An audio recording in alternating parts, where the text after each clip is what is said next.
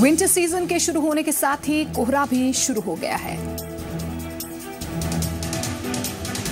लगभग पूरे उत्तर भारत की तरह हिसार में भी धुंध का असर देखने को मिल रहा है। एक बार फिर धुंध ने अपना असर दिखाना शुरू कर दिया है। विंटर सीजन की वापसी के साथ कोहरा भी दमदार वापसी कर रहा है।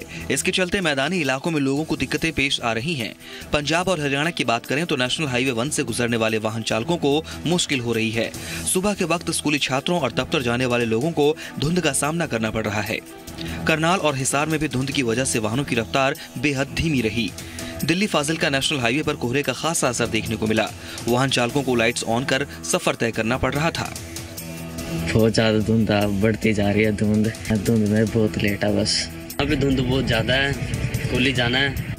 पंजाब के लुधियाना में भी कोहरे से पार पाने की खातिर लोग गाड़ियों की हेडलाइट्स और इंडिकेटर्स जलाकर सफर करते दिखे।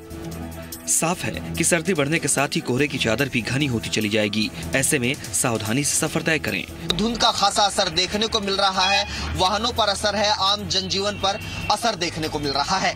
कैमरामैन राजेंद्र के साथ महेंद्र सिंह, जी मीडिया, हिसार। कोहरे की वजह से सोनीपत में हाईवे पर ओवरटेक के वक्त एक गाड़ी गड्ढे में पलट गई। वाहन चालक जो है बहुत ही धीमी गति से आगे बढ़ने को मजबूर है। आप मेरे पीछे देख सकते हैं कि धुंध जो है वो पूर्ण रूप से फैल चुकी है।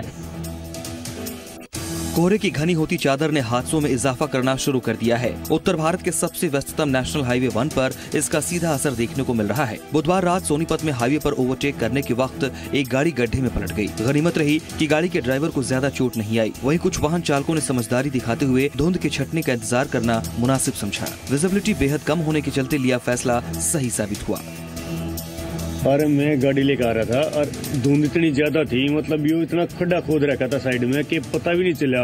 एक ओवरटेक करने के चक्कर में और यह गाड़ी नीचे लिकड़ गई। मेरे को होशियारपुर जाना है, यहाँ से 10 मीटर दूर में दिख रहा है मेरे को, इसलिए हम यहाँ पे साइड पे गाड़ी लगा कर रुके हुए हैं। मैं पानीपत जा रही थी, पर इतना ज्यादा कोहरा है यहाँ पे, बिल्कुल भी विजिबिलिटी नहीं है, इसलिए मैंने यहाँ पे गाड़ी रोकी अपनी।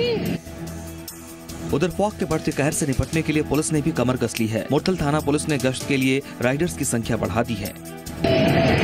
पर ज्यादा धूल पड़ रही है और जो है 5 मीटर से ज्यादा दूर दिखाई नहीं देता।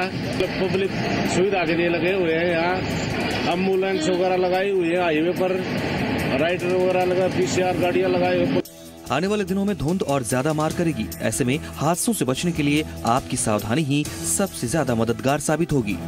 पुलिस ने भी हाईवे पर विशेष रूप से 2 एम्बुलेंस और 3 राइडर जो हैं वो तैनात कर दिए गए हैं। रात को पुलिस की गश्त भी बढ़ा दी गई है।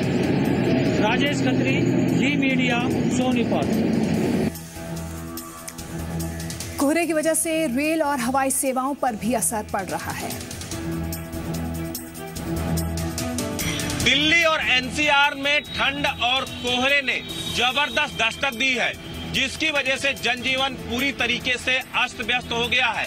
विजुअलिटी लगातार कम होती जा रही है। कल आधी रात से ही कोहरा बढ़ना शुरू हो गया था। कोहरे की वजह से ठंड में भी इजाफा हुआ है। आज सुबह दिल्ली के सफदरजंग पर विजिबिलिटी 100 मीटर से भी कम थी। हाँ, फॉग की वजह से तो ठंड थोड़ी ज्यादा बढ़ ही गई है और धूप नहीं होने के कारण जो है ठंड ज्यादा फील भी हो रही है। परेशानी हो रही है, हम लोग सवारी नहीं मिल रहा है। मौसम तो खराब है, चलाने में बहुत दिक्कत आ रही है। वहीं एयरपोर्ट पर विजिबिलिटी 50 मीटर से कम दर्ज की गई। इसका असर हवाई सेवा पर भी पड़ा।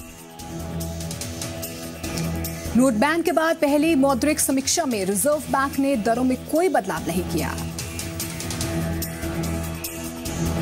रिजर्व बैंक ने सभी को चौंकाते हुए आज की क्रेडिट पॉलिसी में दरों में कोई बदलाव नहीं किया है और रेपो रेट को 6.25% पर स्थिर रखा है। क्रेडिट पॉलिसी की समीक्षा के बाद आम लोगों को निराशा ही हाथ लगी। सस्ते कर्ज की उम्मीद में बैठे लोगों के लिए आरबीआई ने ब्याज दरों में तो कोई कटौती नहीं की, उल्टा जीडीपी ग्रोथ का अनुमान घटा दिया। आरबीआई ने वित्त वर्ष 2017 के लिए जीडीपी ग्रोथ अनुमान 7.6% से घटाकर 7.1% कर दिया है। आरबीआई गवर्नर उर्जित पटेल ने कहा कि डीमोनेटाइजेशन के बाद दिसंबर में महंगाई दर में 0.10 से 0.15% तक कमी आने की उम्मीद है, लेकिन ये कमी कुछ दिनों के लिए ही रहेगी। 7वें वेतन आयोग की सिफारिशें पूरी तरह लागू होने के बाद मार्च 2017 तक महंगाई दर 5% तक रहने की संभावना है। This assumes critical importance in view of the stickiness in inflation, excluding food and fuel, what we call core. The recent rising profile of international crude prices and the continuing firmness in the prices of some salient food items.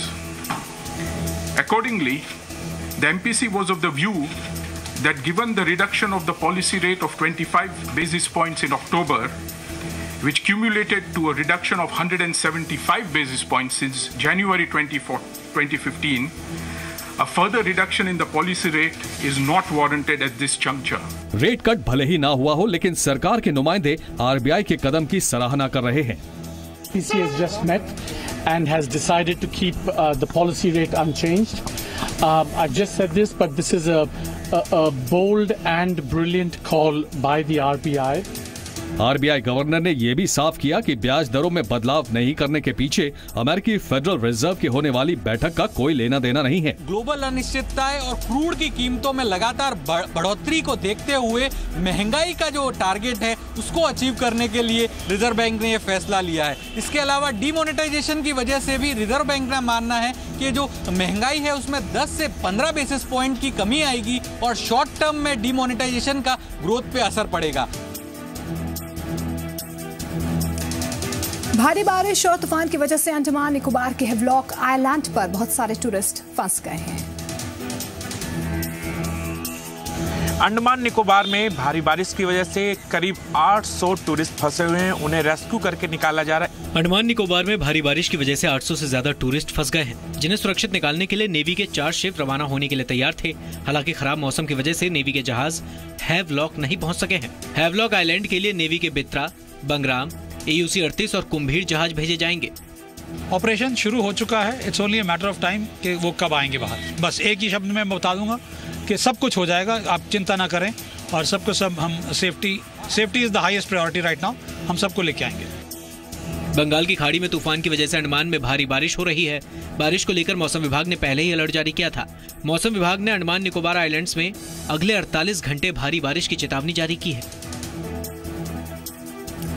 Chandigarh में बाल्टी food fest लगा हुआ है, जिसमें अफगानिस्तान और बलूचिस्तान के खानों का लजीज स्वाद चखा जा सकता है। चंडीगढ़ विच बाल्टी फूड फेस्ट लगे ते तुसीं भी सोच रहे होंगे, हर कोई सोचता है कि जिहड़ा बाल्टी फूड फेस्ट है तो बाल्टी विच ही कुछ सर्व करते होंगे। भी अजिहा कुछ नहीं है। तुहानूं दिखाण जा रहे हैं कि बाल्टी फूड फेस्ट की कुछ है। नाल ही तुहानूं दसांगे स्टार्टर्स तो लैके डिजर्ट विच बहुत चीज़ां तैयार कीतियां गईयां ने इस फेस्ट दे विच। चंडीगढ़ में आजकल बाल्टी फूड फेस्ट की धूम देखने को मिल रही है। बाल्टी का नाम सुनते ही सबसे पहले जो बात दिमाग में आती है वो ये है कि क्या यहाँ बाल्टी में खाना परोसा जाता है? जी नहीं, ऐसा बिल्कुल भी नहीं है। दरअसल ये फूड फेस्टिवल अफगानिस्तान, बलूचिस्तान, तिब्बत, बांग्लादेश, कश्मीर और लखनऊ की मशहूर डिशेस का एक कॉम्बिनेशन है। बाल्टी फूड फेस्ट का सही मायने में क्या मतलब है, इसके बारे में खुद यहाँ के शेफ से सुन लीजिए। बेसिकली जो बाल्टी मतलब कास्ट आयरन पैन, इसका ओरिजिन फ्रॉम अफगानिस्तान, बलूचिस्तान से कश्मीर, तिब्बत, बांग्लादेशी, लखनऊ, अवधी सब मिक्स कुजिन है बेसिकली। तो इसके जो पुराने टाइप के जो हमने खाना बनाते थे कास्ट आयरन पैन में, दैट्स कॉल्ड बाल्टी आल्सो। इस फूड फेस्टिवल में वेज और नॉन वेज की माउथ वाटरिंग डिशेस आपको यहाँ पर खाने को मिल जाएंगी। भारत और इंग्लैंड के बीच सीरीज का चौथा टेस्ट कल से खेला जाएगा। विशाखापट्टनम और मोहाली टेस्ट भारत जीत चुका है, जबकि राजकोट में हुआ टेस्ट मैच ड्रॉ रहा था। मुंबई के वानखेड़े स्टेडियम में टीम इंडिया ने जमकर पसीना बहाया। कप्तान विराट कोहली ने प्लेइंग 11 नहीं बदलने की बात कहकर ये साफ कर दिया, वही टीम मैदान में उतरेगी जो मोहाली में खेली थी। रिद्धिमान साहा अभी भी चोट से उबरे नहीं हैं, इसलिए पार्थिव पटेल ही विकेटकीपर होंगे। और अब जाते जाते देखिए मौसम का हाल। मैदानी शहरों में हिसार के तापमान में बढ़ोतरी के अलावा अधिकांश शहरों के तापमान में कमी आई है। लगातार बढ़ रही ठंड और कोहरे के चलते मैदानी शहरों में पारा लगातार गिर रहा है। दिल्ली में अधिकतम तापमान 25 डिग्री सेल्सियस रहा। हालांकि बीते दिनों के मुकाबले हिसार का तापमान बढ़कर 28 डिग्री सेल्सियस पहुंच गया। वहीं गुरुग्राम का अधिकतम तापमान 25 डिग्री और चंडीगढ़ में 24 डिग्री सेल्सियस रिकॉर्ड किया गया। पंजाब के शहरों की बात करें तो बठिंडा और लुधियाना में अधिकतम तापमान 26 डिग्री सेल्सियस रहा, जबकि अमृतसर और पटियाला में अधिकतम तापमान 25 डिग्री सेल्सियस नोट किया गया। पहाड़ी राज्यों का रुख करें तो मनाली में अधिकतम 18 डिग्री सेल्सियस और शिमला में 20 डिग्री सेल्सियस तापमान रिकॉर्ड हुआ है, जबकि धर्मशाला में 19 और श्रीनगर में 13 डिग्री सेल्सियस अधिकतम तापमान रहा। पहाड़ी राज्यों के बड़े शहरों की बात करें तो श्रीनगर के तापमान में गिरावट का सिलसिला जारी है। ब्यूरो रिपोर्ट, जी मीडिया।